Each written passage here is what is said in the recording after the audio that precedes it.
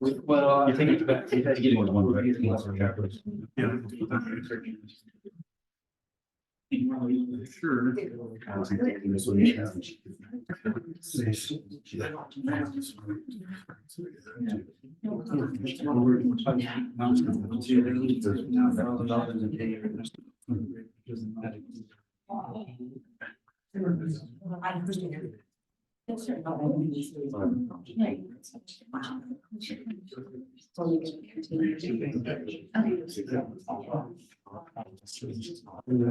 There's some big giant snowboard down on the second day. Yes, sir. And we were able to get them put in. All right, good morning, everybody. It's 9:19. We will convene the regular Teller County Board of County Commissioner meetings. We are in session. Today is Tuesday, March 19th. We're in the Centennial Building, Cripple Creek, Colorado. And we'll lead off with Commissioner Williams leading this invocation. And Ivy will lead us in the Pledge of Allegiance. Please rise. Bow your heads. Dear Heavenly Father, thank you once again for reminding us that you are more powerful than we are.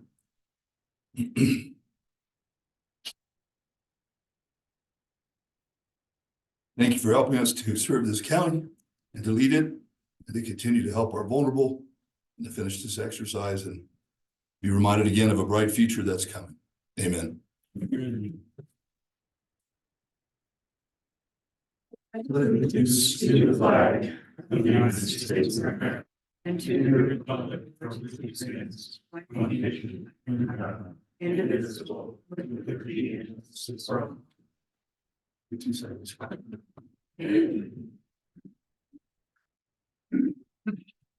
glad I got that out of the way, just so you know, we won't be crying anymore. It's been a long 6 days. You're going to hear from us, and I'm really glad you're here, Mr. Chair. All righty, minutes are our next item, and I don't think we have any in the packet that I'm aware of. And we move on to accounts payable. I've reviewed March 13, 2024 accounts payable. I don't have any questions. No, I don't have any questions. I'm good. Yeah, motion. Mr. Chairman, I would move to approve the accounts payable dated March 13th, 2024 in the amount of $773,314.49 as presented. Second the motion, Mr. Chair. Thank you, gentlemen. Assuming no other discussion on this case. Mr. Stone? Yes. Mr. Williams? Yes. Mr. Campbell? Yes. And then next up, we do some board reports. Commissioner Stone. Thank you, Mr. Chairman. Wow, it's been a week. And I think probably all three of us probably not going to go a lot into some of the legislative and other things that are going on. Actually, the legislature is going to slow down a bit for the next week just because they are taking up the budget bill, which kind of tends to push everything off to the side. And that big long list of anti-Second Amendment bills that I talked about in the last meeting still exist. They're still moving forward, and we're going to work hard to testify against those, but those are now, they've been postponed a little bit. It'll be another week or two before those come back. So we'll be working on those along with a bunch of others. But obviously the task at hand and what is in front of us is, the impacts and the recovery from the big storm. And I know for some people, they're like, well, it's a snowstorm. They happen. We live in the mountains, and that's we get these from time to time, and we do. And in the 22 plus years that I've lived here, this is the second storm like this that we've had. But I would say that Teller County today is a lot different than the Teller County of 2003 when that last big storm came around. Our population is bigger. Our population is a little more transient now than it was back in 2003. Back in 2003 it was a lot of hardy folks had lived here mostly a long time. I was newer to the area, but had moved from Wyoming, so I'd seen big storms and snow before and knew how to prepare for that. But now it's a little bit different. We have a lot more people, and in areas that previously had vacation homes that were only occupied in the summer, those now became full-time homes. And we had a lot of subdivisions like Indian Creek and Holiday Hills and others that used to have fewer homes, and also used to have people that frankly weren't there in the wintertime, never got to experience one of these big storms like this. So because of that, and also because of the way this storm came in, and if you guys remember, we've joked about it a little bit in the last week of, well, that projected 9 to 14 inches, which of course the next day turned into 12 to 24, and then 24 to 30, and then, well, maybe 24 to 36. And I actually chuckled because the National Weather Service held a briefing in the middle of the storm, and they essentially said, we have a lot of confidence it's going to snow a lot more. Once the storm was here, and we got a brief from our OEM director on that, and I kind of had to chuckle out loud. It's like, well, now that it's really snowing, they're on board with it. It's going to snow even more. But that being said, commissioners have dedicated a lot of time, not only to understanding the impacts of the storm, but also going out. Yesterday, we went out and visited a lot of neighborhoods. We kind of split up and tackled the county from different directions. And, there were some great takeaways from that. And number one is we've got a lot of amazing people, a lot of great neighbors here in Teller County helping each other out. And a lot of people, when we stopped and talked to them and saw that, yep, they actually had the end of their driveway cleared out, which, by the way, really sorry that all these driveways had huge berms in front of them. There was no other option at the time in order to get emergency in and out access. And we'll probably talk a little bit about kind of what we'll do moving forward in regards to that. But despite that, we had neighbors out helping neighbors. And, despite that, we had people that understood that this is going to be a few days to get out of this. And that's just as in to get out, not to be cleaned up, but to get out. And also met, and I'll say this as carefully as I can. I was up in Holiday Hills, and all I can tell you is that, we got some tough gals up in Holiday Hills. And we were out talking to people, and I say that with the utmost respect because I was up there with Commander Welker, and we hiked up to a gal's house where we could see there was no access, but we saw somebody moving around up there. So we walked and hiked up to her house, and she was outside trying to clear snow away from her car with absolutely no chance of that car ever getting out of that driveway. And we chatted with her. She's probably in her late 70s. Her name was Patty, and she was just awesome. Her attitude was so good, and she was so faithful in her neighbors that she knew that they'd be along once they got cleared out, that they'd come help her. But she was just at that point trying to clear enough around the driveway and enough around the car that when the neighbors came to help, that they'd be there. And and it just gave you a warm feeling inside about that. But other concerns, though, is we went by a lot of places where there was no activity whatsoever. It didn't look like anybody been in and out. So we provided those lists over to the sheriff's office and others to go check out, make sure that people are okay. We talked to people who were just kind of walking along the road that were able to at least walk out of their house and were getting the dogs out. It was kind of funny because the only place they could walk their dogs was on the road that was plowed by the county. And I can attest to that in my own house. It's like the only way that I can walk my dog is to take him out to the road that the county had cleared. So I want to give tremendous thanks, tremendous praise to our road and bridge crews.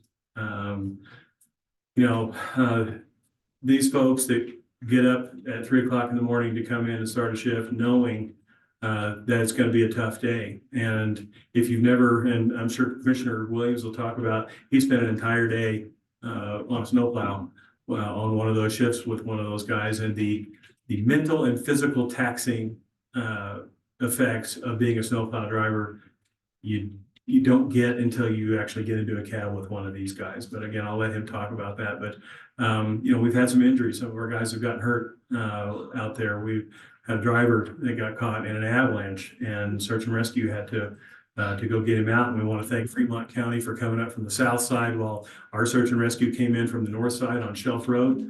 And as you're maybe aware, we're currently under almost a countywide avalanche warning in all steep areas. We're hopeful that those conditions improve with the sunshine coming out, that those warnings will subside, that risk will subside. But I don't remember a time living in Teller County where we had an avalanche warning that covered pretty much all the steep slope areas of the entire county. So it just kind of gives you an idea of the significance of the storm. But also want to thank Ross Herzog for your leadership during all of this. Want to thank Jay, our OEM director, for his leadership during this as well. This was a team effort by a lot of people, and it hasn't been perfect. I will also tell you that, but the ability to shift focus, I thought, was tremendous by our leadership crew, the Road and Bridge Department. I mean, they have a strategy going into every storm. But there are times when your strategy, you look at it, and you realize that the actual events that are taking place out there require that you shift and pivot. And they did that. They shifted and pivoted from we're going to go clear main roads, and then we're going to go clear second tier, and then we're going to go clear third tier, to no, we're going to go in and get emergency in and out access into, on the main roads, and then in the neighborhoods, and then in the third tier. And they managed to accomplish that. They punched in and out. You may have noticed in your own neighborhoods, it's not as wide as it is in the normal storms, and we'll get to that, and we'll get that done over the coming days. But it got to a point where we need for people to be able to get in and out if they can actually get out. And so, Fred, I want to, again, thank you and your crew for that. It's really been a tremendous effort. We're down some vehicles. We've blown transmissions. We've had, other issues with equipment breaking down. I think we're down 3 pieces right now, last we heard. Because of that and other conditions, the commissioners authorized private contractors to come in and help in certain areas, and especially help in the areas where there are private roads, where the county doesn't do maintenance. And we recognized that it was beyond the capabilities of the HOAs and the POAs to be able to do that. And those folks needed help. And ultimately, and this would be kind of my last comment, gentlemen, is that this was all about life, health, safety. And the further we got into it, the more that focus became life, health, and safety. It was about getting emergency responders in to calls. And, the sheriff has reported, as has the director of emergency management, that out of all the calls that were received, and there were thousands of calls, there wasn't a single call in this county that went unresponded to. Whether it was search and rescue, whether it was, EMS, or fire departments, or any call that came in, every single one was responded to. And I just think that is spectacular. I want to thank our sheriff's department for that, our dispatch services.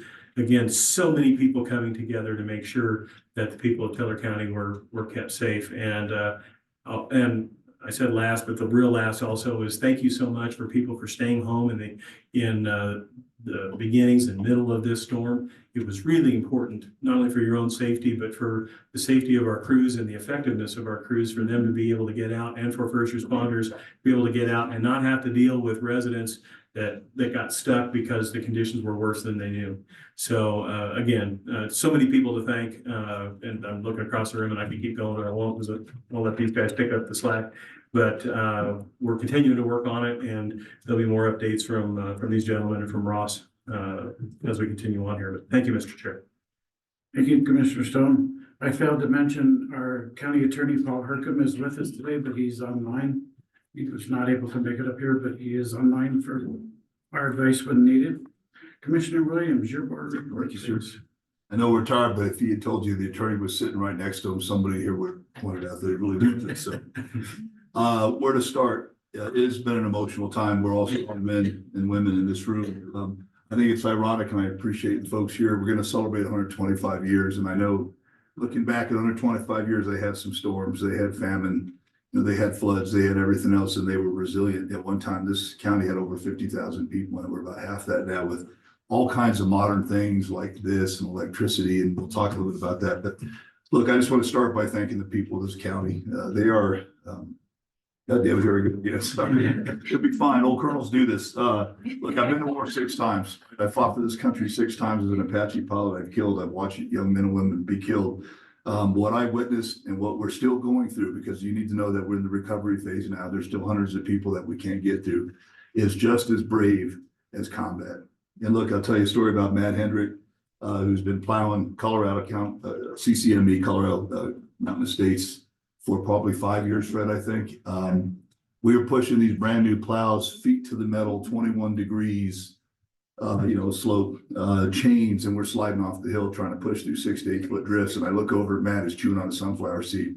I'm chewing on something that's like my lip. And I said, so Matt, are we pushing this vehicle, as far as it goes way beyond the source. So I'm just curious, because I'm always thinking like an operator, another 2 to 3 inches. Yeah, we would be moving, and we're sliding it. He's like a soldier, he's just going through it. And it wasn't just Matt, it was all of them, but I got the privilege to put my butt in that seat for about 12 hours. And what really impressed me is he'd been there at CCME so many years that he knew every curve we were coming up. Hey, sir, hold on, this isn't going to look pretty. And he was right. But more importantly, he would say, around the corner is an 82-year-old lady that I'm worried about. And I'm haunted still because I don't know if she's out. She probably is by now, but we're checking. So you could just open the window and look at us. And as we went by punching that initial thing through for first responders, there's still 300 yards of 8-foot drifts that she's not getting out of. And so your hope is, okay, she's got food, but does she, is the question, right? We'll talk a little bit about that. So you're going to hear from our experts in retro, so I won't go into a lot of those details, but Fred, from the bottom of my heart, you guys are the last cowboys. And about day 4.5, because I've been to war a bunch of times, soldiers know when it's time to put those airplanes down, and so his people were starting to slur their speech and broken ankle, and we all knew it, and Fred was letting them go, and then of course we had the avalanche, and thanks to you, Jay, and I know Eric and I were talking to the Fremont County commissioners, and we buried a human being alive, and again, I think his name's out there, but it was Thomas Snare, and if you know about the Snare family, they're a pioneer family here, so here we go again with another 125-year theme. His stock is still here, still putting it on the line. And if you see where he was buried, thank God that we invested in 800 series radios a couple of years ago, boss. So thank you. So he could call, or he'd still be there. And just like 125 years ago, the way they got him out was picks and shovels. And he's alive today because of that. So very emotional look. And with almost 30,000 people in the county that we know of, and there's lots of folks we don't know of here, right? Some migrants, some homeless people we could mention. Each and every one of you in this room has a story, and you have a story of other people. I have 2 that I'll tell you just within a mile of my house. This summer, and both these gentlemen, Eric and Bob and Ross know, but one of my neighbors died this summer, and he was a real tough guy, lived up 10,500 feet, left a widow. So she's going through a hard time anyway. It's her first time wintering over by herself. And there were winners and losers in this storm. I think we were all prepared as much as we could. It came through, and then half the county was without power. Basically, if you're on Black Hills, you had no power for almost 3 days. Well, we found out is 2 to 3 days is about people's limits. It was the limits of Victor and Cripple Creek, no water, no food, can't turn the gas pumps on. All these things that folks in this room were trying to take care of, and great cooperation. So not only do I want to say thank you to the cities and to the folks, but to the people in this room, great resilience. But those 2 neighbors within a mile of me, she's at 10,500 feet. She remains up at 10,500 feet with no heat except for a little wood stove, 8-foot drifts, and can't get out. So that's a human being that I talk to 2 or 3 times a day. I'll read you this one. I'm going to try not to look at you because I'll cry, but this is about what he just said, and you, Fred. This is from my other neighbor who's also elderly and behind 8-foot drifts down a half-mile driveway. And she's pretty resilient. In fact, she said they can come get me in May. I said, well, I want to come get you when you're alive, not when you're dead. She said, sir, remember I told you about Holiday Hills and Mary's daughter? Well, because you guys got the subdivision plowed out yesterday, they were able to get a neighbor and get him out for his chemo treatment on time. Small victories. That's the last time I'll cry. There's a million of those guys. And so what I want to tell you is right now, we're, as an old soldier, I can tell you it's the same in combat as it is right now. We're a hurricane. This board of county commissioners came in the middle of a pandemic. Remember that? People were dying. We had about 75 people in this county die. Then we went through fires and floods. Jay was there as a great soldier out there with 4 Mile. And here we are in the middle of this. This is what you pay us to do. Nothing else matters. Before this happened, we were arguing about left versus right. We were arguing about legislation. People talked about sexuality. People talked about the school board. None of that matters in the middle of a disaster. And so I have hundreds of emails just like Bob and Eric from people that say this brought our community back together. And so that's the good news. You can hear from the corner, the bad news, where we have 7 less residents today than we did 6 days ago. A couple of them are directly attributed to the storm. Others, we're not really sure, but Steve will talk about it. Thank you, Steve, for what you did. He was out there risking his life on snowmobile tracks to get to people. Search and rescue, they're not even paid. And Jason and the sheriff's department had the forethought a couple of years ago. We worked with them and try to get them what they need to have a search and rescue. They've been out doing hundreds of search and rescues. You remember we sat here a few weeks ago again and talked about oxygen. Well, guess what happened after 3 days of no electricity? Telehealth doesn't work. Your oxygen concentrator doesn't work, so we had to start bringing bottles in. Well, the bottles we got in the hospital did their very best were the size of submarines. Well, you're not gonna bring those in on snowmobiles. So like Jay said, there's lots of lessons we're learning. If I were to ask each and every one of you learned a lesson, you know what I learned? I need a bigger tractor. I just had to hike out every day to get to the county, and basically I broke everything I have. And so, as Eric said, and I'm sure Bob will mention, what is the role of government? Teller County, and I grew up here as a kid, has never liked a lot of government. We still don't. The three of us don't. That's why we fight everything in Denver. When it comes to life, health, safety, though, you want all the government you can get. And this is where you should judge us, and you should judge each other. And I mean, judge, that's, make sure we do it. The emergency, you guys keep asking, folks have asked us, hey, when is it gonna end? And when will we get accountability of 100% of the people in this county? But too many of us know there's too many people that are still there. And I want to put a sharp point on it. Yes, you should have 30 days of supply. Yes, you should have a generator if you can afford it. But what have we been talking about? We've been talking about that we have a mental health crisis in Teller County already, that we already have food insecurity. I can tell you that because all three pantries are giving out records amount of food before this happened. Right? We had a suicide awareness symposium 2 weeks ago. We know that there's some of those challenges. So all those things exist. They're not made any better by 3 days of no power and still being behind berm. So as far as I'm concerned, the Titanic is sinking. There's some people that we've got to get off it, and then we'll float it again. And so just your prayers, please continue those and make sure that we're not done. And I would ask the people of this county to continue to reach out to your neighbors. That's been our biggest help, is people saying, I got out and I took care of 3 people. So they're paying it forward. It just means a lot. I could thank everybody, but again, I'm going to come back to you, Fred. It's just Herculean. I've never seen anybody in peacetime who's not wearing a uniform take that much risk, and highly trained. And by the way, if I can say it, Fred, in September, I think we were down to about 3 plows. So some of these kids are 21, 22 years old, and yeah, they're doing everything they can. We popped some transmissions and some transfer cases. Those same kids I saw 5 o'clock in the morning on Saturday and Sunday underneath the vehicles, and they're local kids. So there's a lot of goodness in this, and I could, like Eric, I could go on forever, but I would just tell you that in my personal opinion, we're in the most dangerous phase now. It's recovery. There's part of the county that's going back to normal. There's part of the county that can't get out of its driveway. Down here, which happens to be my district, there's a lot of vulnerable folks, a lot of older folks, a lot of country people, and we need to remember that Teller County is still a rural county. I watched the news last night. We were interviewed by KKTV and some other things, and they keep going, rural Colorado and rural Teller County. Well, we're rural, and most people here don't live in a subdivision. But even the subdivisions, if your ranch estates where Eric was yesterday, look pretty damn rural because they can't get out. So anyway, Mr. Chair, thanks for your forbearance. We love you guys. We're not going to quit. And again, just continued prayers. And I think the spirit of cooperation needs to continue. We've seen it during fires, and then someone gets on social media 2 weeks later, ruins it. This one's different. This one stranded every leader in the county. Everybody in this room was affected. Where fire, it just affects one part. And I think we all learned some great lessons. So God bless you guys, and thank you. Thank you for the opportunity to lead and to help serve, because I think that's what gets us up in the morning. So this chair, I'll turn it over to you, sir. Well, thank you, gentlemen. Some words well said. And I too would like to thank everybody in this room and everybody that's out there right now doing those exact same jobs, shoveling out, pushing snow, checking on people, doing welfare checks, doing some emergency calls, trying to clean up this county. We got some really neat people here in this county.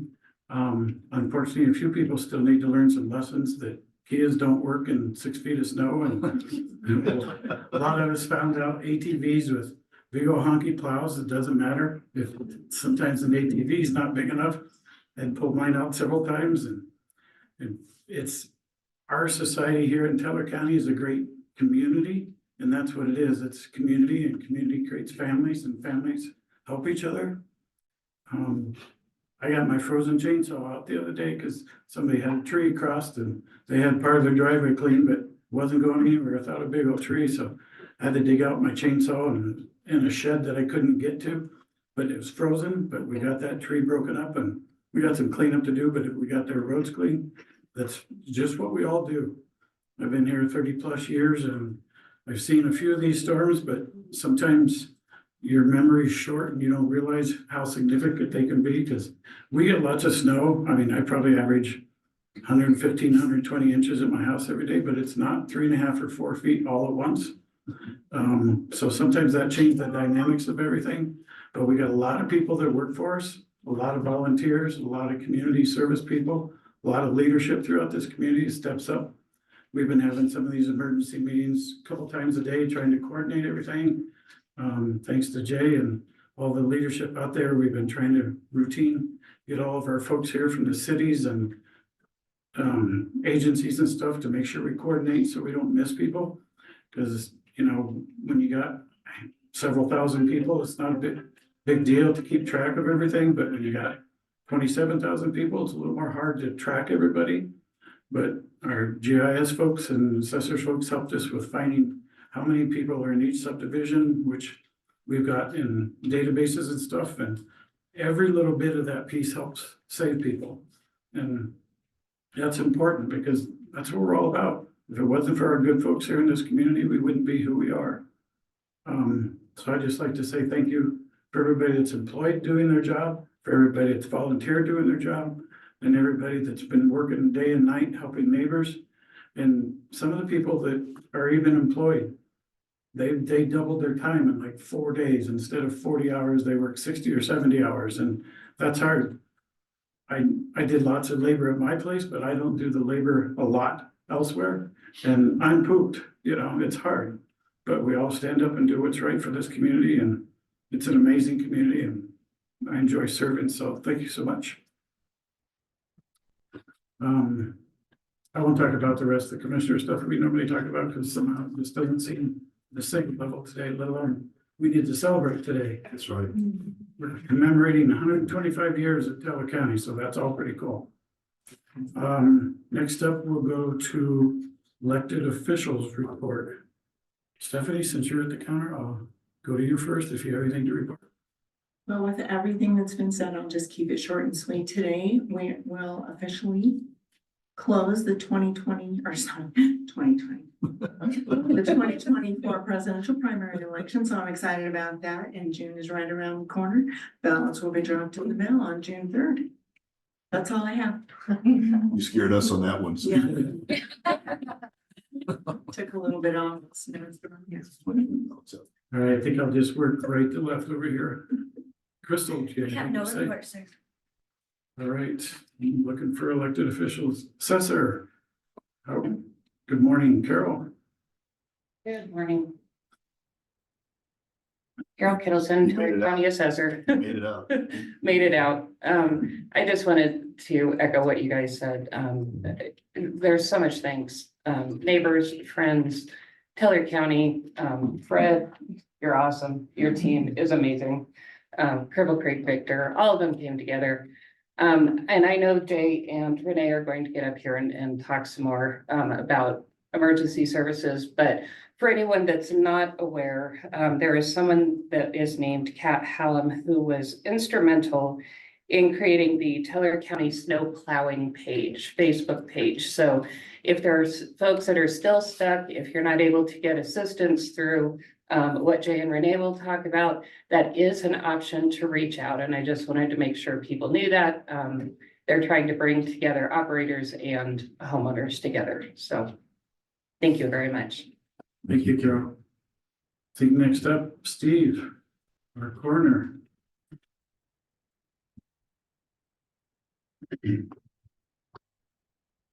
Good morning, everyone. So basically throughout the storm, we were out about 7 times from Wednesday afternoon till yesterday afternoon. I'd like to thank our partner Mountain Memorial and my son Jack, because it was the two of us going out on all these calls. We got everybody where they had to go. Again, another kudos to Mr. Clifford. We needed a road plowed up in Cripple Creek Mountain Estates. We called Fred, he took care of that. Thank God the neighbor had a bulldozer, because even with the road plowed, we still wouldn't have been able to get to this person's house, walking, swimming, whatever we had to do, we couldn't get there. So, you know, I feel that the community did come together. We had a lot of calls. The deaths, just so people will, you know, we can put it in perspective. There were several natural older people. It looked like probably 2 were snow related, and then we had a few other hospice deaths. To touch on the point, when I came here, it was a lot of hillbillies, and I'm from New York City, so it was, and I was embraced by all of them. And when we went out Saturday night, we were up in Sherwood Forest, and these guys were like, Steve, we got a plow for you with our snowmobiles and shovels, and we were able to get this lady out of her house. And that's the Teller County that I knew when I came here. So on a positive note, what I'd like to do today is mention a few names in this 125 years of Teller County, such as the Roys, the Hills, the Grangers, the Beals, the Campbells, Mr. Bergstrom from town. All these people, when I came here, welcomed me wholeheartedly. And I feel that we've been passed the baton from them, Dr. Bourne, to make our community just as good or better than it was when they were running it. And that's what we owe to them. And that's what I feel on this 125th birthday, is we owe it to the original people who came here, worked hard, lived hard, that we take that baton and we make our community better. And I think that will make all of them proud. I thank you.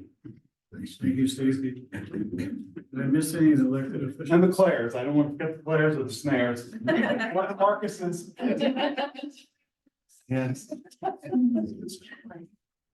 All right, minister's report, Mr. Herzog. Know you've been busy day and night like everybody else. Busy, I'm gonna keep it short, but just really want to just thank the community and staff for just the teamwork and coming together. And you know, some of us have our houses built as bricks, some of them have it built as sticks. And you know, when you see neighbors just helping each other, it's a fantastic thing to be part of that community. So thank you. And we just want to thank you, Ross. Ross took calls all weekend.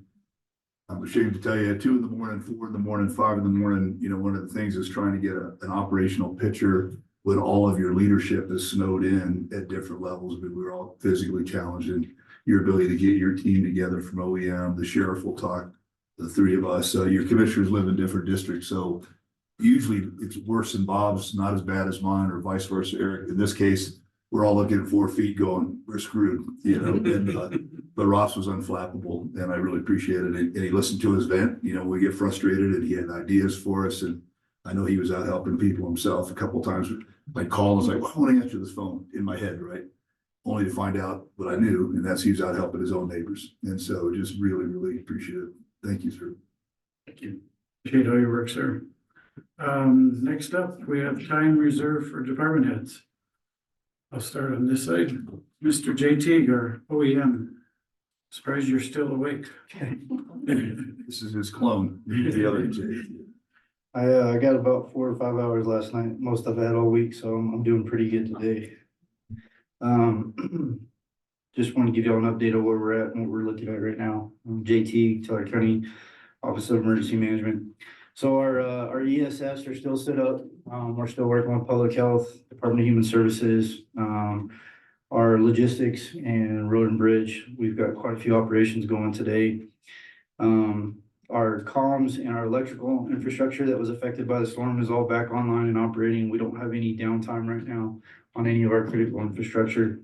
Electrical outages affecting residents, and then also our big lift that was for the city of Victor and city of Cripple Creek has been remedied, and we're not experiencing any further issues at this time associated with those.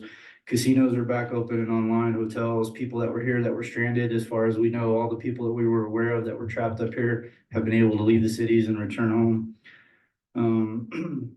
It was mentioned we have experienced fatalities. Some of those were directly associated with the storm, unfortunately.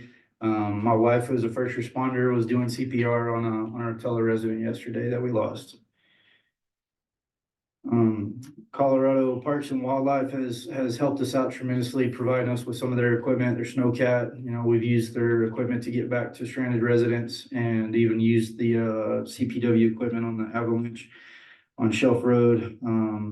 Pikes Peak Regional OEM and Fremont OEM has partnered and assisted my office with some of the operations, acquisition of equipment, and things that we needed to get done. So I'd like to thank El Paso County and Fremont County. Our search and rescue has run hundreds of calls. They've also hiked in to get access to patients where we could not get ambulances or fire trucks. They've actually had to carry and bring folks down from their homes to get them to ambulances so that we could transport.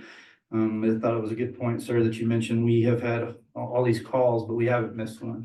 Now they've been delayed severely due to the conditions, but we have not missed getting to one single Teller resident that's called 911. I had the Colorado Avalanche and Information Center representatives out here the last 2 days, As you mentioned, we are in a avalanche warning for a lot of areas in Teller County. We're seeing slides. Fortunately, we haven't had any homes or residents impacted directly that we're aware of, due to these slides. But, we are still in an alert. I did reopen Shelf Road this morning. After having it assessed, I was out there on the road this morning. Those barricades have been removed and Fremont has opened up their end as well. So those residents that are trapped down in there are not trapped any longer. The road has been dozed and cleared.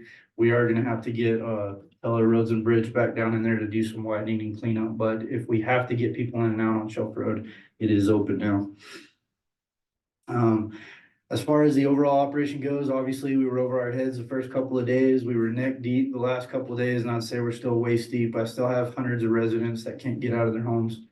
We are prioritizing those. We stood up yesterday for the public to know, if you call the Teller County admin line, we've changed the call tree. Option 1 on the call tree now is to go directly to the call center that we have stood up. I have folks in there 24/7 today. We started this yesterday. We've already received, I think, a couple hundred calls. I've had 30 come to my phone just since we've been sitting here in this meeting. But we are prioritizing those calls. Obviously, it's life, health, safety first. So you know, some of the issues that we're dealing with, we've had calls for mothers who are long-term pregnancies that have been due, and they're sitting at home trying to hold it. And so we've had calls like that. We've had folks that have been waiting 18 to 24 months to have particular surgeries that needed to get out. Not necessarily, they didn't feel like it was worthy of calling 911, but it was an emergency to them. And so we prioritize those calls. We're getting those folks out. We got 117 homes that were trapped yesterday. We got them plowed out and got access. On the docket today, we will have between 1,000 and another 1,500 homes access today.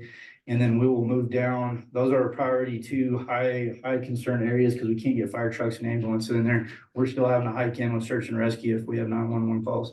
So once those are open, we'll start moving through priority 3. And this is some of our senior citizens and residents that are still trapped. They've got a quarter-mile, several hundred-yard driveway that's still 5-6 foot deep in snow.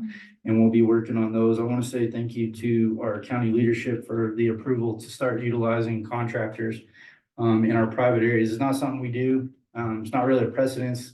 We could probably facilitate every time. But we are spending emergency funding to access these folks in these private areas on private roads that typically the county would not touch. And I'm very proud of what we're getting accomplished there.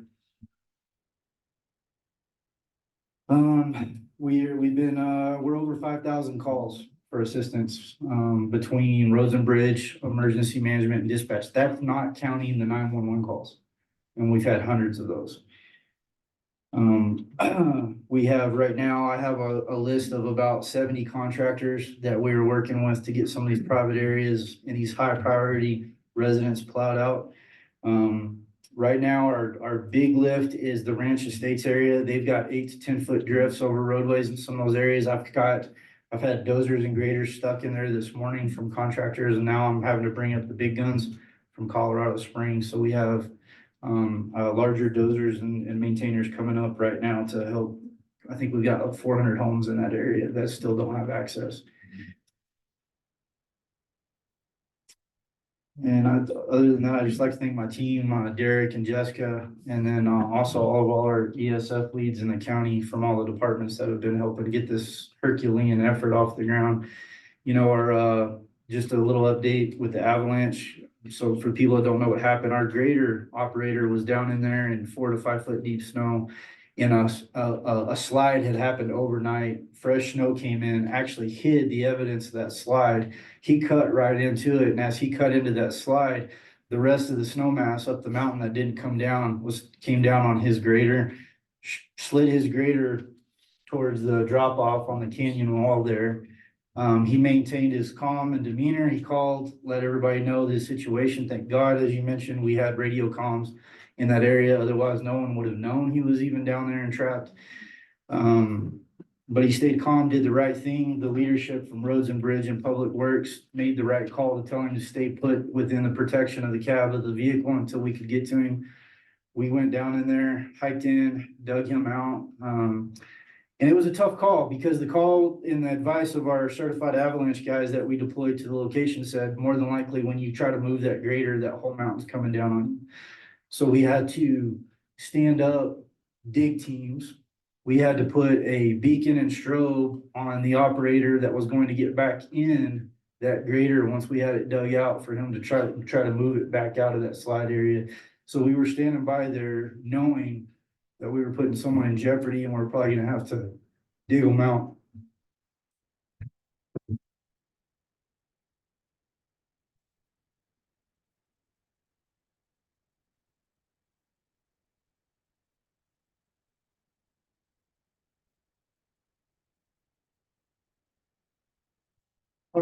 It's hard to make that call.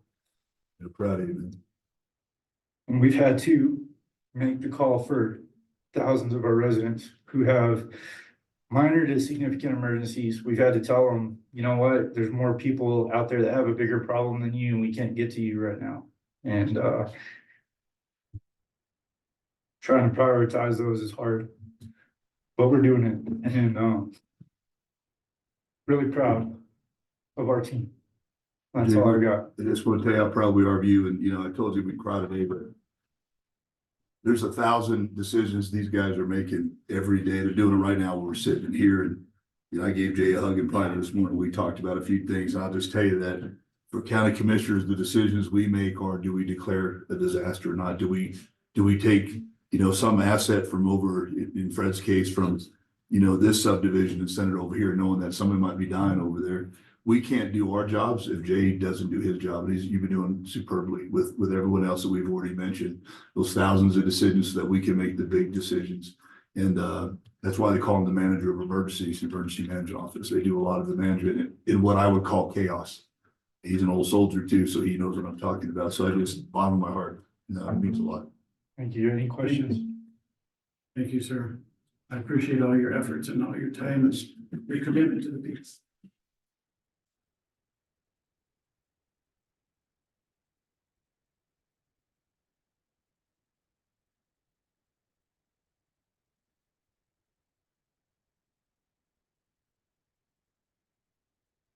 Better going in a specific order, I'll ask Fred, do you want to get up and comment?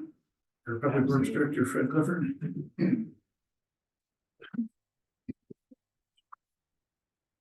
Well, I'm probably gonna get emotional too, so anybody have any? Yeah. I'll take it. That's the picture, right? Everybody going. So we started the storm. We knew it could be impactful, but the Weather Service did not know what was going to happen. When you're in my position and the position of my crews, you have to think, you have to prepare, because it's about the people. We know that if we don't get out there and get those roads cleared, the county's mobility is nil. Emergency services can't operate. People can't get out. People could die, and our crews take that very seriously. We haven't had an impactful storm like this. And so you just have to get into it. The guys were out there, they're working 18 hours a day, you know, and you're checking their health. And these heroes come back from a day of Star Wars at night with the snow blowing. They're tired. You say, do you need a break? And they're like, not until we get this county punched out. Like Dan said, 21-year-old kids, they've got 8 months experience in a grader. That kid, Jacob, punched in CME for 18 hours one day to get it open for people. I mean, this is a person who we've mentored, we've trained, we've tried to give them the tools to do their job, but the resolve that these people have. Wow. And I'm happy to be in front of these guys, and I hope that I give them the support, but they really have this community in their hearts. After day 3, everything's stressed. Axles and trucks, we're pulling trucks apart because we hear a noise and the metal's twisted in those axles from the heavy push. The same thing's happening to those crews, right? We don't want to push them to the point of break. And when we see that personal fracture, we have to back off and give them a little bit of a break. Then the next day, guess what? We need to get that last little final push. Tell everybody, 4 guys, we can probably handle it, 9 show up to work. What can you say about that? I can tell you, every operator in this storm, there's a story to tell about something they did above and beyond for people, and I can't thank them enough. Our facility teams were in as well. We can't get out until they get the buildings open for us, search and rescue being thought out. There were so many people that helped, and for the first time in my 20-year career in Teller County, I had to pull an alarm bell and ask for help. Emergency service, search and rescue, they went and saved one of my guys. That was huge, and from the bottom of my heart, I thank them. Usually we're the ones out trying to punch them in. You paid it forward tenfold. You know, I don't know what else to say. I'm humbled, I'm proud. Policy says we're gonna get in and out access in this county at 24 hours on those storms. They had it in 38. That's one hell of a big push, and those snowplow crews, hats off. I was happy to support them. And I do want to talk a little bit about the nuts and bolts. That in and out access, it's not optimal for the county because everybody wants to get out of their driveways. They want to be able to go, they want to be able to go shopping. They may have doctor's appointments, they're worried about their prescriptions. When you look at the county as a whole, we have roughly 600 miles of road, 1,200 lane miles of road. You're sending 18 to 20 souls out there to punch that out. We can't look at anything but the prize, and that's to get emergency services into those places as soon as we can. And you have to tell people, no, it's tough, it's difficult, because we want to help. Once that goal is met and these folks can get in there and we can start serving our community, then we'll come back for our cleanup operations. And that's where we have to widen these roads. There's a whole nother job that has be gone over twice now to get that snow into the right of way, so that in case another snow event comes, we have somewhere to push it, because you can't right now. It's too deep, it's too tough on the equipment. Crews are going to be out over the next couple of days doing that. We've instructed them to help with the berms and the driveways because we know that's impactful. They started that about 7 o'clock last night, and we'll continue that over the next couple of days. You also have to be forward looking, because what does snow do? All the potholes seeds, they grow. And when the snow leaves, we find fully formed potholes under the road and mud. We have a lot of moisture and there's going to be a lot of mud. So, you know, a contingent of the crew today is digging out belly dumps and uncovering piles of rock and getting with contractors to get that in here so we can also address those concerns.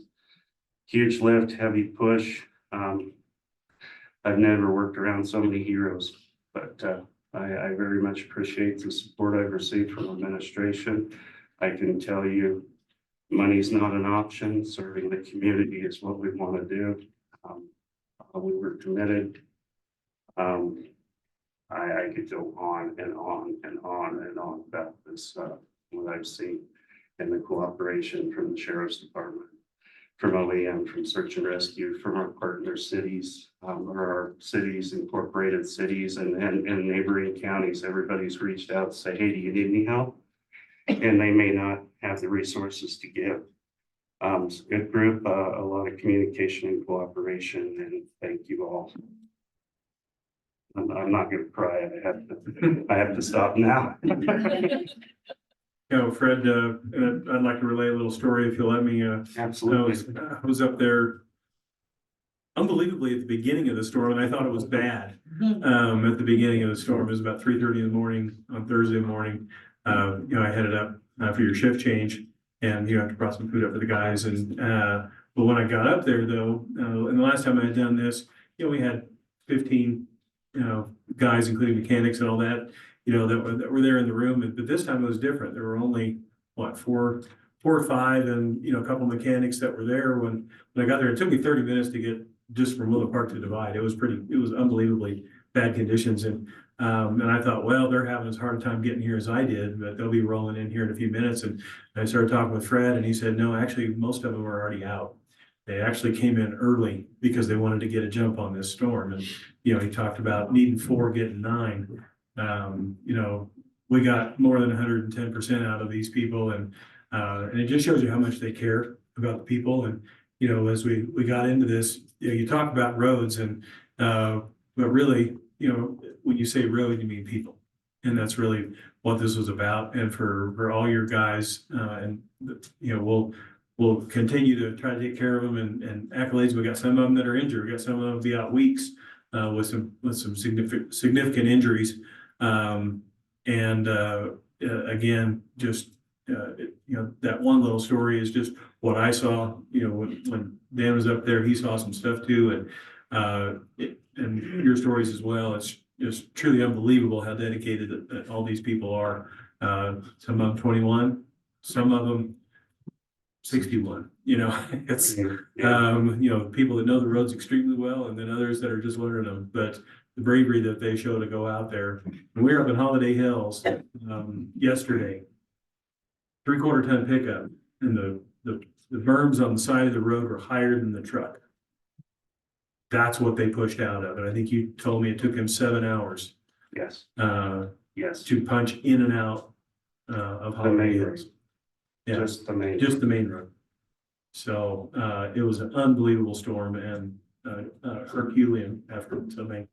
Yeah, Fred, I know the chair's got something. I just want to say a story and also an accolade is that, you know, in combat, after 21 days of trying to get to Baghdad and the invasion, the first time someone handed me a Coke, you know, something that looked American and tasted good and it was cold, you know, I mean, yeah, I probably started crying occasionally. No, we were all happy and I was, you know, so I have to tell you, that guy right there, Ross Herzog, more than once, when these guys came in, we show up with McDonald's.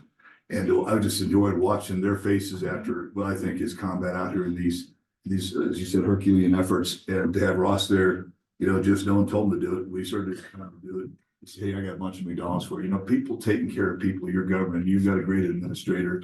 And the last thing I'd ask, you know, for the press is the number one complaint that we get in this county every day, we're about to start mud season, is against these guys. Excuse me, I have a pothole in front of my driveway. Excuse me, I have, you know, some ruts in front of my drive. I'd ask for a little forbearance as we go to what we know is going to happen. And maybe that'll tone it down a little bit because they are willing to put their butts on the line for you. And as I said to Fred a couple of times, we were out there in the danger is nobody's life is any more important than anybody else's life. And we pay you, okay, we don't pay enough to risk your life. You should have got combat pay for this thing. So I'm just so damn proud of you for it and your team. So thank you, sir. And thanks for letting me go with you. It's our pleasure to serve the community.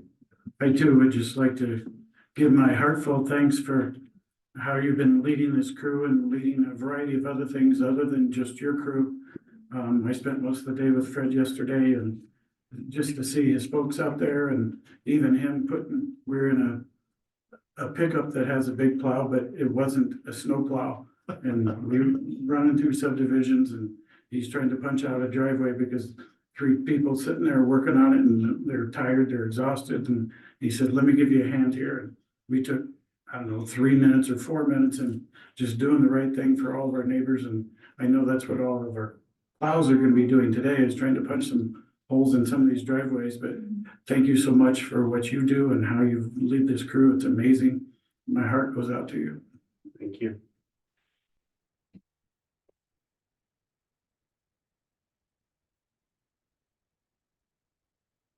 I'll just end by most of the credit goes to those people who are brave enough to get in them big yellow machines and throw 6 chains on them and go out and I get to sit at the shop and listen to the stories, but it's really them who have the heart to get out there and all we can do, we have to support them.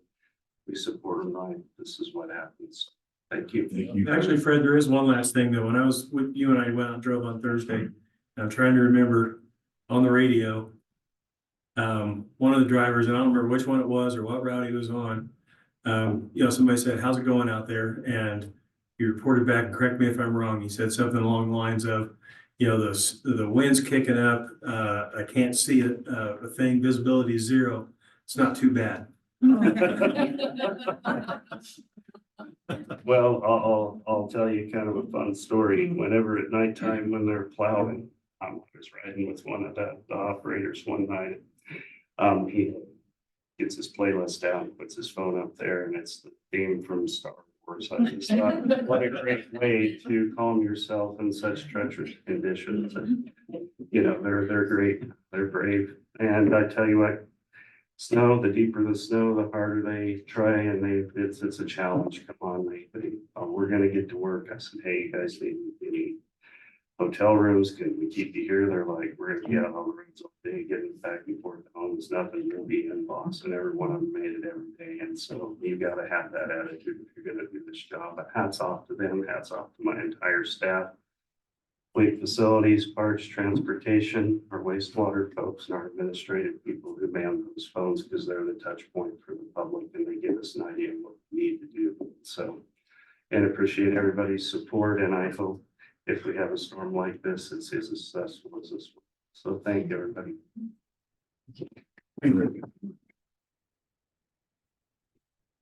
Nate.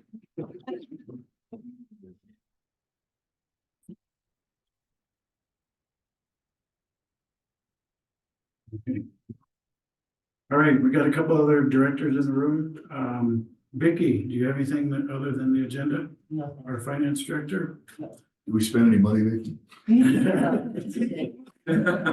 spending. Michelle Wolf, our public health director.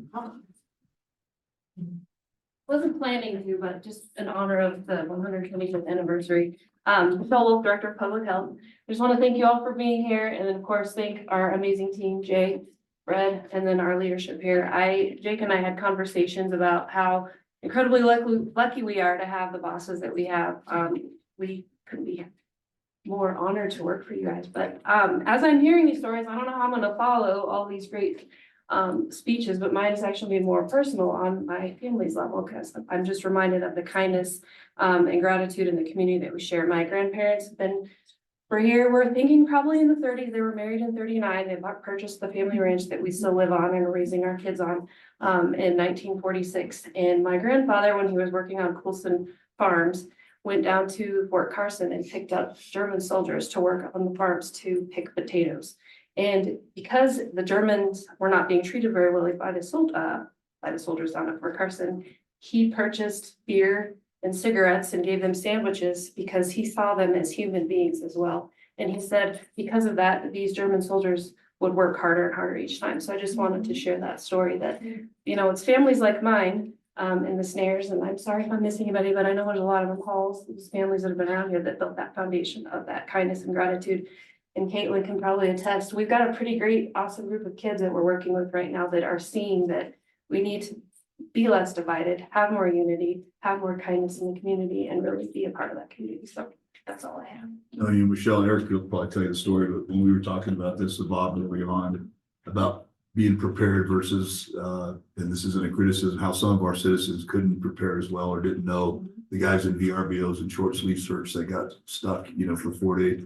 And Eric brought up canning, you know, and I can food, or we hunt, we fish for those of us who are local, and this is still a rural county. And so we've all been big supporters of 4-H. And I think you bring up a really great point. The kids watch everything. They watch when we argue about the school board. They watch when we see ugly things on TV and cuss at it.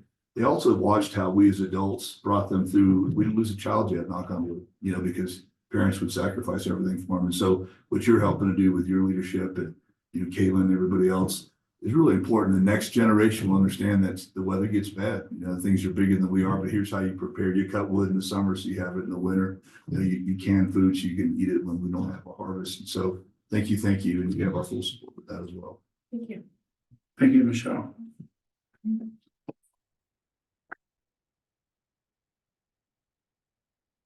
Kim Mossy, our Director of Social Services.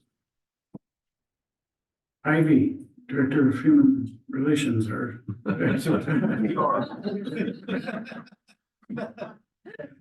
We've all been pushing, right, Bob? I think I hit everybody. Did I miss anybody? I'm sorry. All right. Next up, we actually have a time slot with anybody in the audience that would like to talk about things that aren't on the agenda. And we definitely will get to the 125th celebration, but any public without an appointment for items not on the agenda today. All right, hearing none. We do have an employee service award. First time we've done this in a while, but it's great to get back in the role of things. Okay.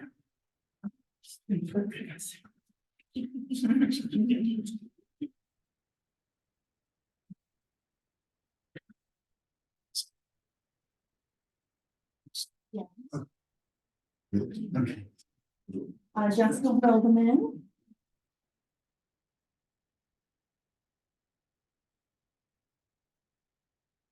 I beg the commissioners to get to speak first because, you know, they always seem to take the thunder of everybody. I'm just kidding. Jessica has been with us for 10 years as of 3rd of March.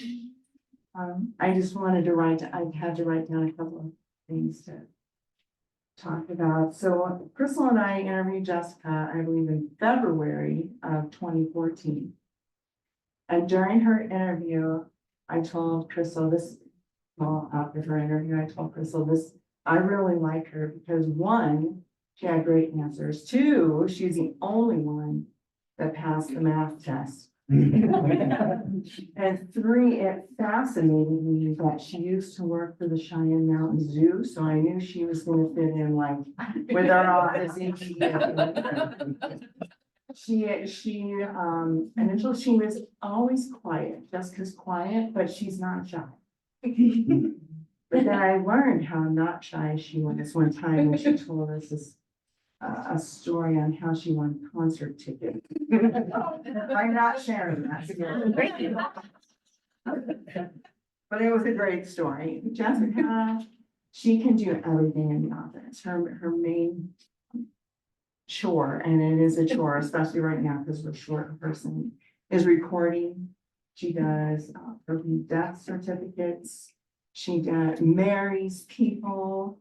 She does motor vehicle. She backs up motor vehicle, and I use her every election, and she doesn't complain to me. Her husband, who is here, Shane, I'm sure he gets an earful of it, you know, but she's been here for so long, and she's not just a coworker to me, but you're my friend.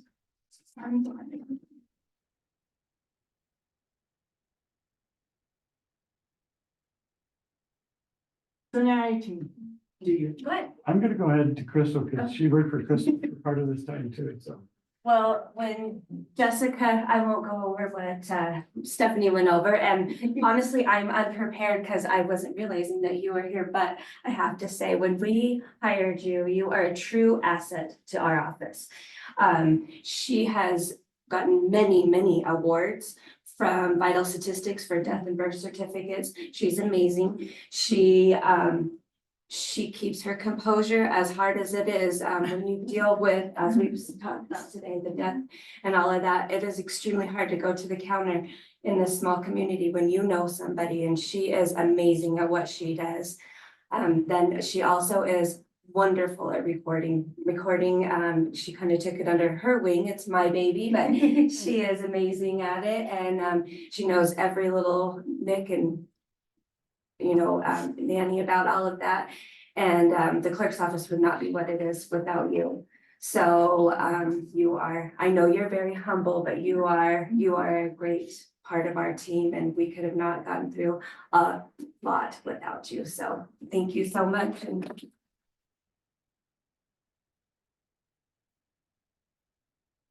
we love you, Jessica. We love you, Jessica. I couldn't do it without you guys.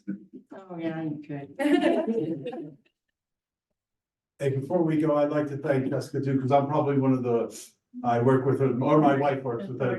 So, we're kind of her pain in the butt customer. So she's figured everything out and has made everything very easy for people to get their death certificates, to move it right along. We have a quick turnover within a day or two, where many counties don't even have that. So thank you, Jessica, for all you've done.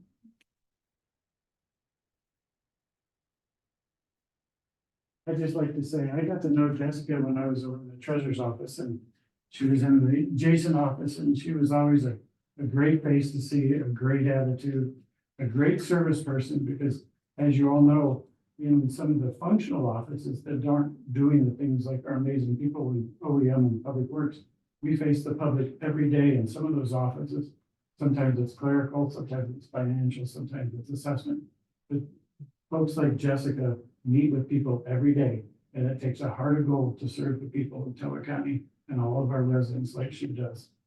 And we're happy to congratulate Jessica Wellman for 10 years of service, and we appreciate your dedicated service to Teller County. And there's your certificate, and there's a little gift involved too. So thank you so much for everything you do for the county and the people.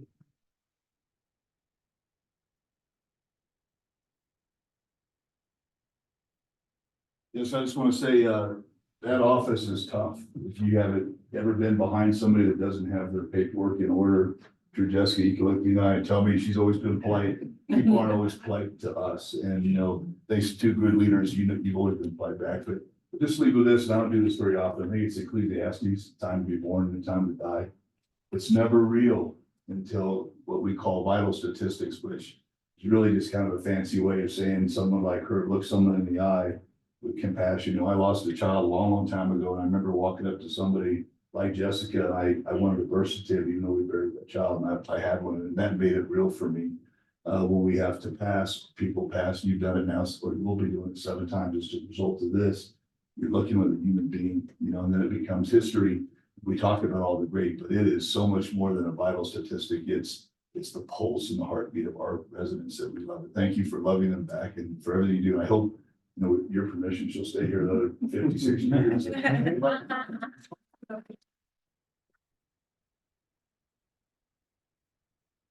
I don't want to repeat what everybody else has already said, but I think what you can take with what they have said, it kind of sums up really with one word, which is grace. It takes a special person to do that job, and then also to do it really well. But the grace you show people when they come in, a lot of times as commissioners, we walk around and we see and we observe, sometimes less than we interact a lot. But that's one of the things, Jessica, about you that that I would say is that you do your job with such grace to the people of Teller County, and we just appreciate it so much. Congratulations. That's Jessica's story. So one day I asked her and Shane to come over for tacos, and she goes, well, what do you want me to bring? I said, surprise me. So she brought bear, and it was very good. She's a good cook, so. Florida. Well, I'm proud to be a part of not only this community, especially after weeks like this past one, but very thankful to work for such an organization as this one.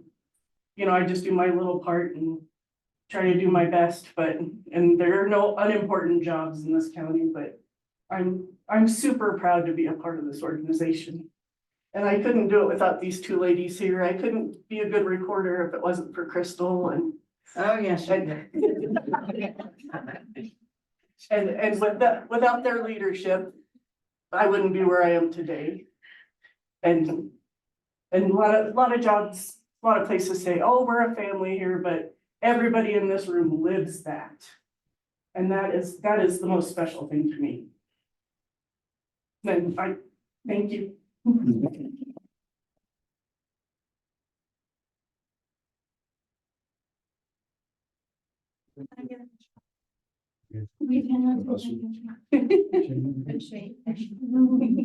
You get to hug her.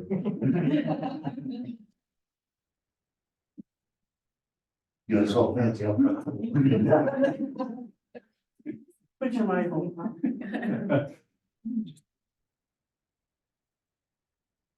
Thank you.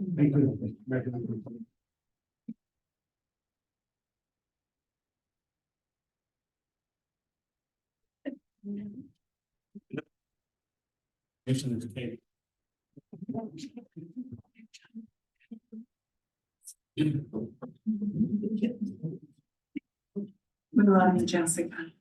I love you.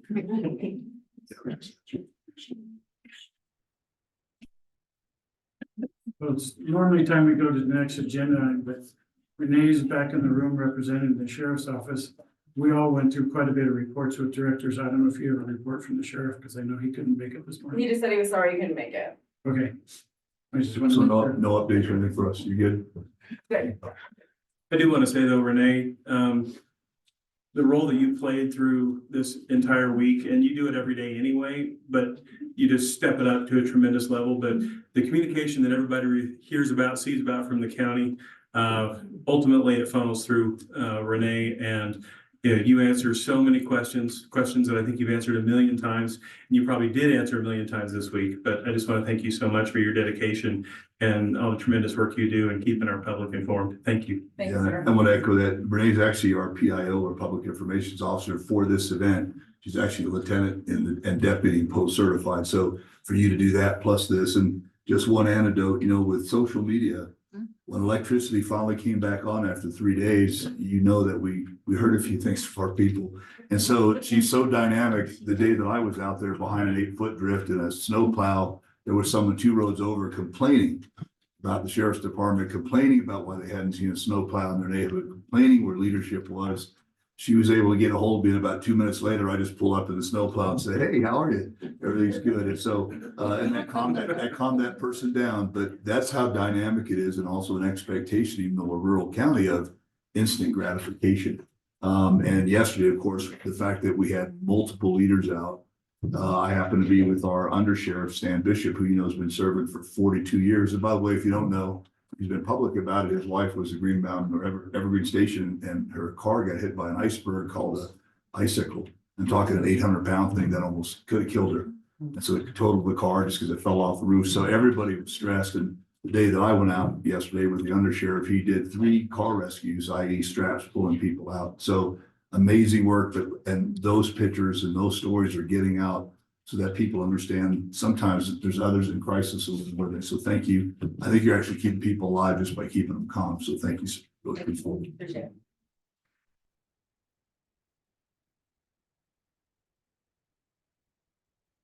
All right, we got one finance item before we move on to the 125th resolution or proclamation. Vicky, are you coming up, or Violet? Oh, Mr. Harzog is going to do it. I can read Madam Clerk, if I could please have our resolution number. Says we have no money. Sure. So this is the Board of County Commissioners, Resolution 03/19/2024-12, a resolution to amend the 2024 General Road and Bridge, Jail Enterprise, and DSS fund budgets. Whereas in the past, the county has recognized significant savings from employment turnover that the Board of County Commissioners could consider for use in other areas. And whereas the Board of County Commissioners has directed staff to make monthly budget adjustment by transferring personnel-related funds from individual departments to holding departments within each fund as personnel budget needs are reduced, and from holding departments to individual departments as personnel budget needs increase within the county policy. And whereas funds budgeted in the above referenced holding departments, which have been added to each fund as personnel contingency departments ending in the numbers 2190, are not appropriated nor available for expenditure and are only accessible by resolution of the Board of County Commissioners, transferring them to other departmental budget accounts. And whereas the Board of County Commissioners hereby finds, determines, and declares that adoption of this resolution is necessary for the preservation and protection of the public health, safety, and welfare of the inhabitants of Teller County, Colorado. Now therefore be it hereby resolved by the Board of County Commissioners of Teller County, Colorado, that the departmental budgets and personnel contingency department accounts will be decreased as follows. And I'll summarize by fund. General fund, $503,019. Road and Bridge Fund, $176,994. Jail Enterprise, $318,133. Social Services Fund, $70,674. And that departmental budgets and personnel contingency department accounts be increased as follows. And again, I'll summarize by fund. General Fund, $503,019. Road and Bridge Fund, $176,994. Jail Enterprise Fund, $318,133. And Social Services Fund, $70,674. And that the amounts appropriated for expenditure be reduced and increased accordingly, adopted at the regular meeting of the Board of County Commissioners of Teller County, Colorado, this 19th day of March 2024. Thank you, sir. This is a part of our normal monthly budget adjustments for those personnel departments. So gentlemen, you have any questions or comments for I don't, sir. Mr. Herzog? No, sir. The only comment, I guess, that this doesn't reflect anything we're spending now with this emergency, so I'm sure there'll No, be sir. some more adjustments coming, but this is just getting all this ready, so thank you, sir. All right, what would be your choice on this resolution? Mr. Chair, I move that we approve the resolution to amend the 2024 General Road and Bridge Jail Enterprise and DSS fund budgets. That's resolution 03-19-2024-12 as written and as presented. Second. All right, thank you, gentlemen. Assuming no other discussion, roll call, please. Oh, I'm sorry. Yes, I forgot. My buddy attorney, Mr. Wickham, isn't here. We'll open He this- is here, he's over. Do we have any public comment on this resolution? Any public comment? All right, hearing none. Now we'll do the motion. I'm sorry. Mr. Stone? Yes. Mr. Williams? Yes. Mr. Kimball? Yes. Thank you so much. Are you gonna go up, stay there for this one, or? Absolutely. Our next item is we get to celebrate. I know we've had some serious discussions and lots of gratitude and thank you and wonderful compliments about our society and our job our employees do and everybody else that volunteers and all the citizens today, but we got a momentous celebration to recognize today, and I know we're gonna do some more stuff throughout the year, but this just kicks it off. We get to recognize Teller County's 125th anniversary as a county. We separated from Teller County back, separated from El Paso County, long time ago in 1899. So, Mr. Herzog, if you could start with reading a proclamation on our behalf and the community today. Thank you, sir. So this is the Teller County Board of County Commissioners, Teller 125th Anniversary Proclamation. Whereas Teller County, Colorado celebrates a significant milestone in its history, marking the 125th anniversary of its founding on March 8th, 1899, drawing territory from El Paso and Fremont counties to encompass the Gold Camp and surrounding lands.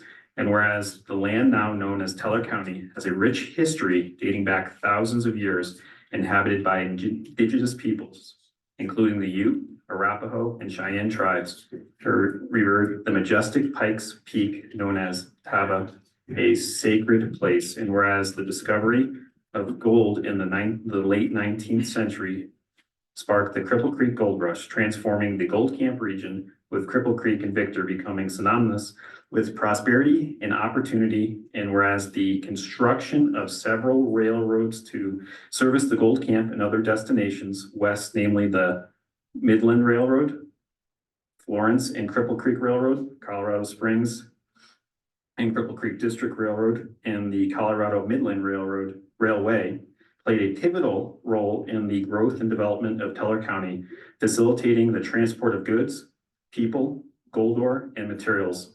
And whereas Teller County's natural beauty, including the stunning vistas of Pike Peaks, America's mountain, has captivated visitors for generations, leading to the growth of tourism as a vital component of the county's economy. And whereas the residents of Teller County have shown resilience, community spirit, and dedication to preserving the heritage and natural resources of the remarkable region. Now therefore be it proclaimed, the Teller County Board of County Commissioners hereby recognizes and celebrates the 125th anniversary of its founding, honoring its Native American history, the legacy of the world's greatest gold camp and subsequent gold rush, the importance of railroads in shaping its development, and the enduring impact of tourism on its economy and culture, in witness of whom we have hereundo set our hand and caused the seal of Teller County to be affixed this 19th day of March 2024. Thank you, sir, for reading that. First off, I'd like to go ahead and make it official and approve that. And then we have some visitors in the room that will make a presentation here in just a second. So Gentlemen, what's your choice on approving this proclamation? Well, I'd like to make a couple of comments first, Sure. if I may, Mr. Chair. First off, I wanted to thank Dave Martinick for helping to write our proclamation. We kind of drafted it and then kicked it over to him because he serves on several of our historic boards and committees. And so appreciate his input to make sure that we got a lot of the really pertinent information in there. And of course, the history of Teller County is even much more rich and goes so far beyond even what we could do in any proclamation. And actually, there's a new book out written by, I believe her name is it Jeanette or Janelle Collins, who used to be the director. Jan Collins, yeah, thank you.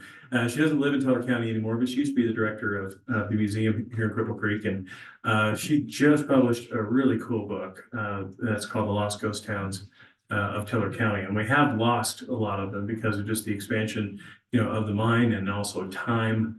A lot of the places that really put Teller County on the map back in the day, Anaconda, and of course Goldfield's still there.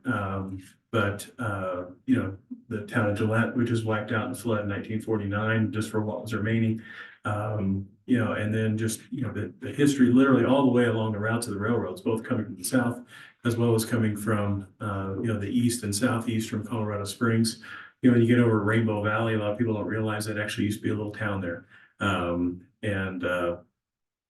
Midland, that was there at Rainbow Valley, and those little lakes that you see out there are actually there for a reason, and it's not just for trout fishing, and it's not just to supply water. They actually supplied ice. That they would stop there and they would cut ice out of those, just like in Lake George, which is just over the border. But they would pick up ice there to go to supply places like the Broadmoor and other fancy hotels down in Colorado Springs, and also just for the ice houses, because the only refrigeration back when we became a county was the ice that was harvested in the wintertime in Teller County.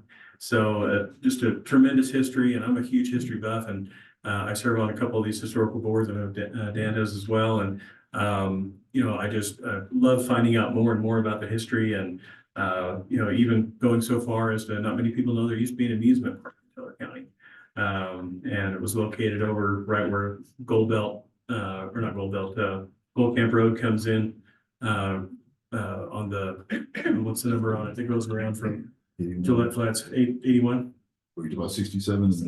Yeah, and then 81 that used to be an amusement park and a zoo there that was built by the owners of the gold coin mine, if I remember correctly. And they had, and the barricades are still there. If you look, you can still see some of the outlines of some of the barricades in against the walls, but they built that just to entertain the people in the Gold Camp district. And so they come down and they had amusement rides and a zoo with a variety of animals. It's just an amazing history of Teller County, and we could go on a lot about it, but we also have some celebrating to do. But again, Dave, thank you for your participation in that. And gentlemen. Yeah, I'd just say, Dave, thank you as well. I won't repeat everything Eric said, but part of our motto is protect the past. And every now and then, we read social media, read the paper, and someone will say, Teller County's changed. It's different. Well, I can tell you, after 30 years of being gone other than vacations, serving my country, I came back as it's exactly the same in my soul. Still feels the same way. The mountains look the same. It smells the same in the spring, and all that. There's just more people here now, but not really. There used to be 50,000 people in the town we're in. So as I'm sure your story will tell us, it's a cycle. And we have our place in history for the time we're on the planet, we're on the earth. And so it is really important, all three of us, to protect the past, the stories, the families that came here, whether it was potatoes, cabbage, lettuce, German prisoners, and that was after they were treated like crap down there because those guys had just they were killing each other for 4 years. And so thank God that your father had the wisdom to say they were still human beings and return them with honor. And so there's a lot to be grateful for. Most of us down in this part of the county, which again just happens to be the district that I'm in, it's mining claims. And so in my house, I've got the ranch that we have, it's about 100 acres of different mining claims. All of them go back to the county of El Paso. And I remember when I first came home and I bought the first pieces of the ranch, I thought, wait a minute, they screwed this up. I'm going to talk to the clerk and recorder. But before I called Crystal, I realized, no, that's right. We used to be El Paso County. And it's pretty interesting. So, and I'm like Eric, I'm a history buff as well. And it's important. And I think the bottom line, and give it to the chair, is the resilience we talked about for the first hour this morning is the resilience they had in much tougher conditions. No social media, no email, no phones, no electricity, not a whole lot of anything. So these things, whether it's bear caves or a bull arena over here, whatever it was. And I love the old pictures. And I noticed in the last sort of 2 weeks, 2 to 3 weeks, there's been a number of historic families in anticipation for this day, posting things online from the 40s or the 30s. Cody Schwab's parents, you know, for example, he's a council member now, long-term resident. Just neat to see it. And when they say it somewhere, I drive over there sometime that week to look at it, see if it still looks like that. I think his grandparents were involved in pouring the sidewalk by the Catholic Church. Kind of cool. And I think someone a lot more famous than us said, if you forget your past, especially the negative things, you'll repeat it. So I'm sure we learned some lessons in the snow that, you know, Grandpa kept probably told us about. So, but thank you for what you guys are about to do. Mr. Chair, sir. Yes, if we go ahead and approve the proclamation, and then we will have Mr. Martin give a presentation. Mr. Hayes, he's ready to do that on our behalf, so. Very good. Well, Mr. Chairman, I'm very proud to move that we approve the proclamation celebrating the 125th anniversary of the founding of Teller County and ask the county administrator to ensure that it is properly displayed so that future generations can look back just as we're looking back today. Second that motion, Mr. Chair. Great, assuming no other discussion, roll call? Mr. Stone, Yes. Mr. Williams. Yes. Mr. Campbell. Yes. Next up, Mr. Martin, if you'd like to make your presentation. I don't know, Linda, if you're part of that, or Linda's a part of that. She spent the hour getting to us. Linda's a longtime member of the Victorian Society that very much is there to make sure we don't forget our past and our history and celebrate those events that we have here in the community. Gentlemen, we're here this morning to give a visual and a verbal reflection on our history in the past and to celebrate a century and a quarter of the existence of Teller County.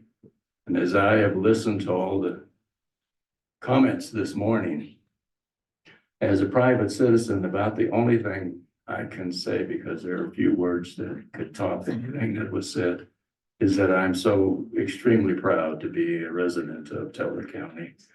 And that the responses that have been and are still going on to this storm, I assure you, is absolutely in keeping with the resilience and the history of the people that live in this county. So we're going to just stop that and celebrate 125 years. I suggest we use this celebration not only to celebrate our history, but to celebrate the efforts of everything that has gone on in the last couple of days in this county to make sure our residents are safe and secure. If you'll do that, I appreciate it. Linda and I are here, and I want to read you a story that I wrote about 14 years ago and have updated for this event about Cripple Creek's celebration of the formation of Teller County. So this is really about Cripple Creek, but you can read Teller County into it all you want. It's called The Shower of Gold of Cripple Creek, Cripple Creek's 1899 celebration of the creation of Teller County. 125 years ago and 4 days, on March 23rd, 1899, the city of Cripple Creek celebrated perhaps its second greatest day. It was Friday, and the community had been waiting 2 impatient weeks for the shower of gold, as the celebration was called, and all the excitement that would fill Bennett Avenue. Everything happened on Bennett Avenue, the main street in Cripple Creek. It was the stage for life in the gold camp, for laughter and sadness, fistfights, runaway wagon teams, comedy and tragedy, violence, and sometimes death. The avenue was the center of a remarkable mining town, handsomely bordered by new brick structures that had been built after the 1896 fires. And on that Friday, a grand jubilation was planned.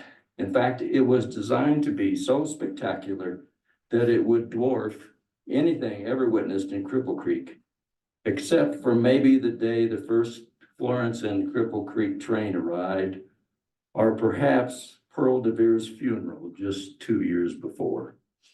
Mayor Pierce had declared the day a holiday. The schools were let out and all the businesses in town were closed, except the saloons. The shower of gold was Cripple Creek's celebration to mark the formation and beginning of Teller County.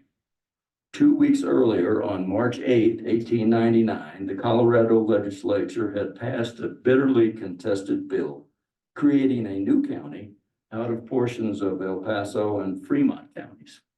It was named Teller after Colorado's distinguished senator, and it encompassed both territory to the north and the world's greatest gold district, including Cripple Creek, Victor, Goldfield, and all the towns in between, all having a population, according to the 1900 census 1 year later, of 50,101 people.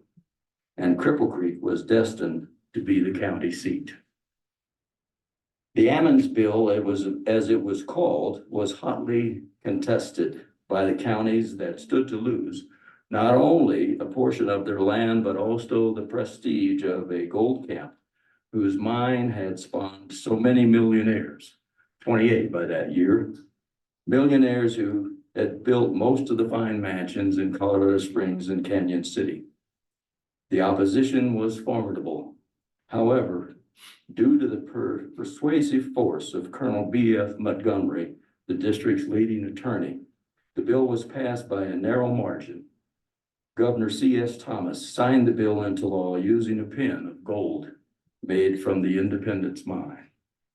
A huge parade was planned, led by Governor Thomas, several legislators, and all other distinguished guests, including Colonel Montgomery, followed by a sumptuous banquet at the National Hotel.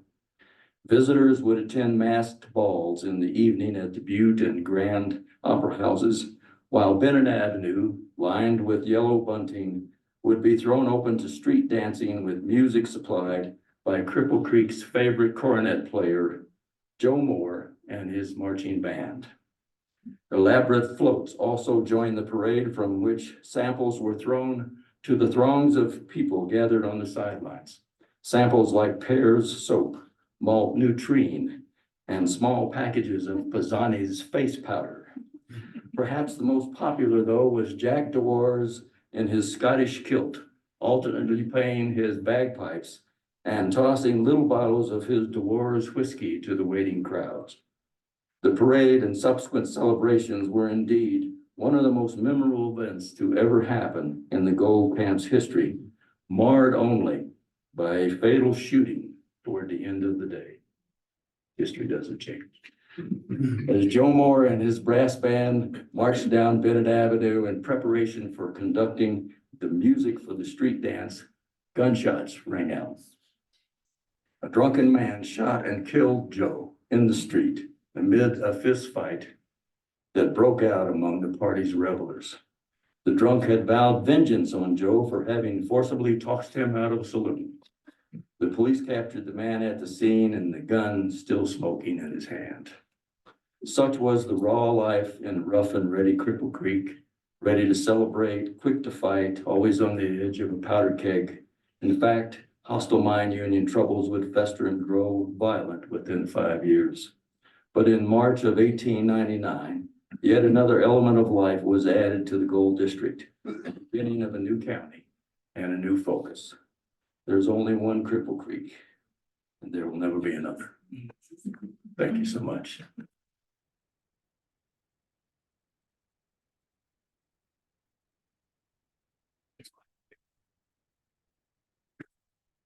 We're gonna try. Steer it.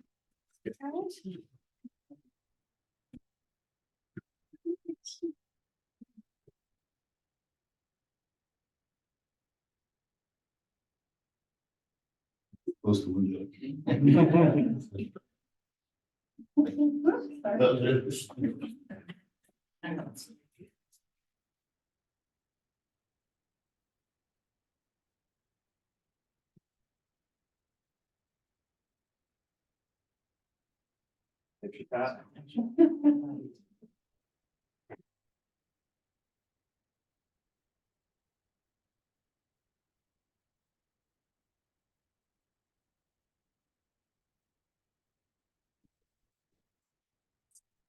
Thanks so much. Thank you.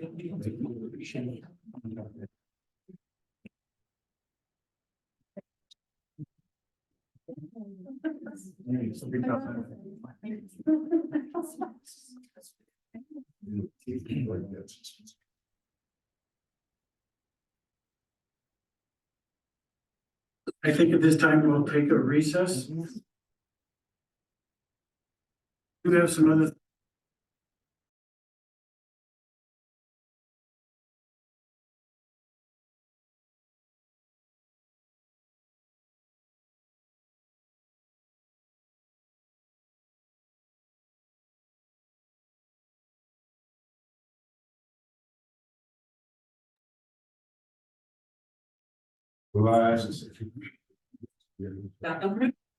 It's, yeah. It is 11:19. We'll reconvene from our we'll re-adjourn from our recess. And next up, we'll have half a dozen business items, and I think that will be it. Public relations. First item, we have consider a PSA with Allison Trucking Company, Mr. Herzog. Thank you, sir. Before you is a service agreement that is set to expire December 31st, 2024 for your consideration. Not to $150,000.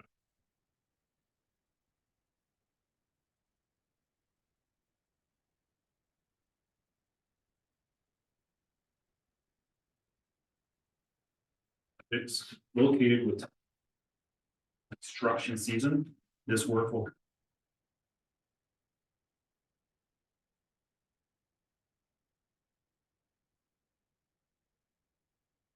be available.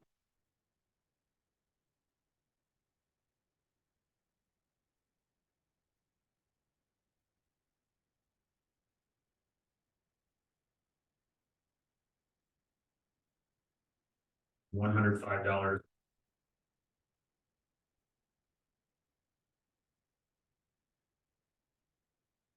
Yep. You're right. Yeah. Maybe more than this time. It's been reviewed by the attorney. Questions from the commissioners? No, sir. Yes, sir. All right, what would be your choice on this for PSA? Mr. Chair, I move that we approve the professional service agreement PSA with Ellison Trucking Incorporated as presented, along with any modifications requested by the contractor and approved by the county attorney. Second? All right, assuming no other discussion, roll call please. Mr. Stone? Yes. Mr. Williams? Yes. Mr. Campbell? Yes. Moving on to number 2 is the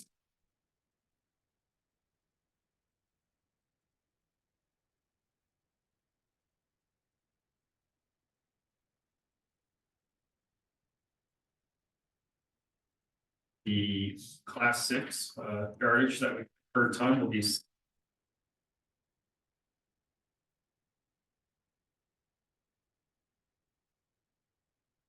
15-ton capacity. That's on.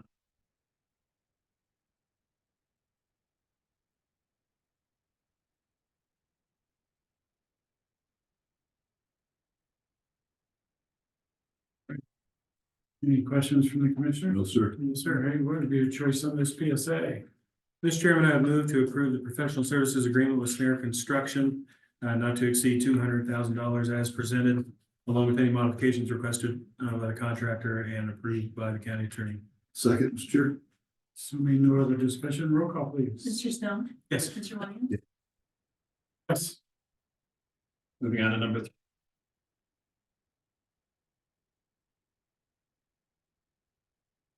Our uniform services. Grease and diesel. Attachment A for you.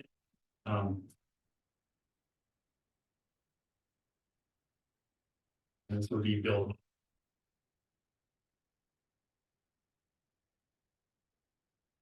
No concerns with it. Didn't have any questions. Gentlemen, any questions? No, sir. No, sir. All right, what would be your choice on this PSA? Mr. Chair, I move that we approve the professional services agreement PSA with UniFirst Corporation as presented, Any modifications requested by the contractor and is approved by the county attorney. Second? Roll call, please. Mr. Stone? Yes. Mr. Williams? Yes. Mr. Campbell? Yes. Moving on to number 4. Caring Foundation. Approximately,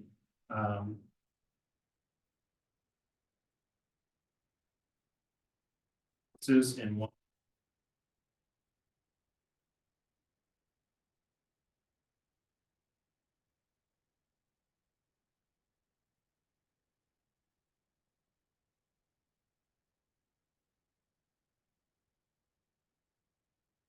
The payments.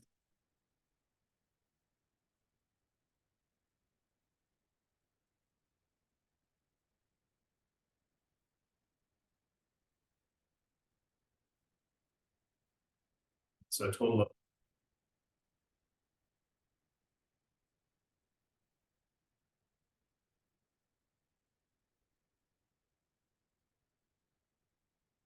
Any questions? I think we've done this several times over the years. Yes, sir. Yep. All right. Would be your choice on the real estate agreement? Yeah, Mr. Chairman, I would approve the commercial real estate agreement with the Community of Caring Foundation as presented. Second the motion, Mr. Chair. Roll call, please. Mr. Stone? Yes. Mr. Williams? Yes. Mr. Campbell? Yes. Moving forward to number.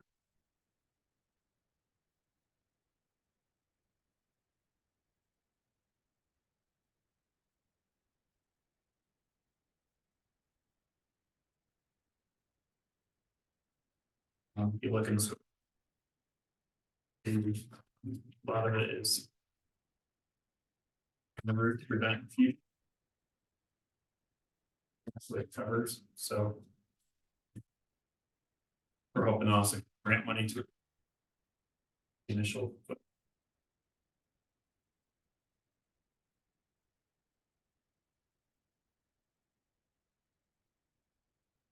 Facility. Right for the exercises. Assuming this is phase one of probable multiple phases as we move forward. Correct, sir. Any questions, gentlemen? No, just a comment that we've used the fairgrounds in its current state before during fires and so we're reminded, Mr. Chair, again, with this emergency that it's useful today. And then with the 4-H comments, there's a lot of kids and, you know, it's a rural focus. So we're committed to rebuilding the fairgrounds. This is just phase one, as Bob said, so as Chair said, so thank you for doing this. All right, do we have a motion, please? Yes, sir. Mr. Chair, I move that we approve the professional services agreement with Page Construction Incorporated as presented with any modifications as requested by the contractor and is approved by the county attorney. Second?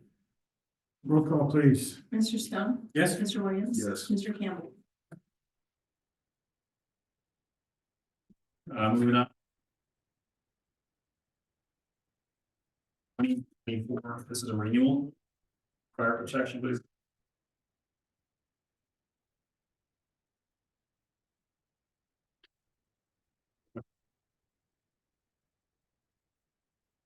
Service lines, pretty cool. Yeah, That's the next.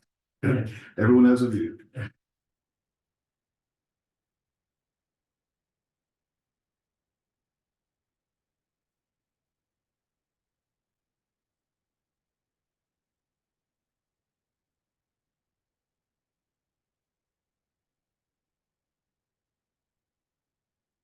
Mr. Chairman, I would move to approve the planned services agreement for 2024 renewal with Johnson Controls Fire Protection LP as presented, along with any modifications requested by the contractor and approved by the county attorney. Second. Roll call, please. Mr. Stone? Yes. Mr. Williams? Yes. Mr. Campbell? Yes. Moving on to item number 7 is. Nourish, Colorado. Local work is to coordinate with a local farm.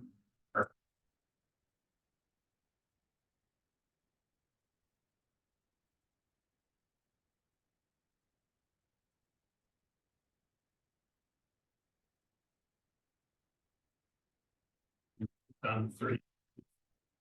I don't recognize the name, but I know we've had a vendor, so No questions, Mr. Chair. Right, would be your choice on the MOU. Mr. Chair, I move that we approve the memorandum of understanding MOU with Nourish Colorado as written and presented. Second. Roll call, please. Mr. Stone? Mr. Williams? Yes. Mr. Campbell? Yes. And we did receive.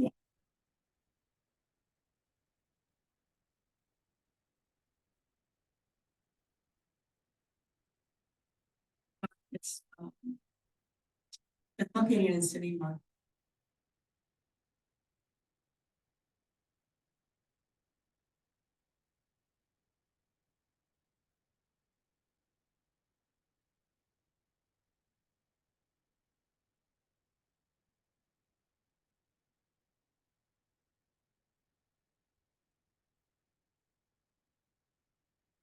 So it's just the one location at this point? Okay, So it kind of renews and picks out a new sticker, is it kind of what it does? Buy and stamp, did you buy the stamp? Back in the. Yes. do you do that still? No, I'm sorry. Once a year, I need a stamp, Christmas. Christmas. and I never have one. So I buy a book and I can't ever find it the next year, and I buy another book. At least they, Yeah, it's like the forever. I know last. forever. Best in it. What's your choice on this agreement, gentlemen? Excellent. Mr. Chairman, I move to approve the agreement for services between Teller County and, I'm trying to see who the contractor. Yeah. So I'm doing- So it's ITI. Amendment to the agreement for services with. Why can't I find it? It's ITI, there it is, Intellectual Technology Incorporated, as presented. So you ratify the signature of the clerk? Yes, let's do that and ratify this. Second is modified. Roll call, please. Yes. Mr. Williams? Mr. Campbell? Yes. Should have done, looking like close classes. Great. Assuming the county attorney does everything, if he's not here at the moment. He's kind of. All right. Hearing nothing else to be brought in front of the board, we will adjourn the Board County Commissioner meeting 11:30, March 19th.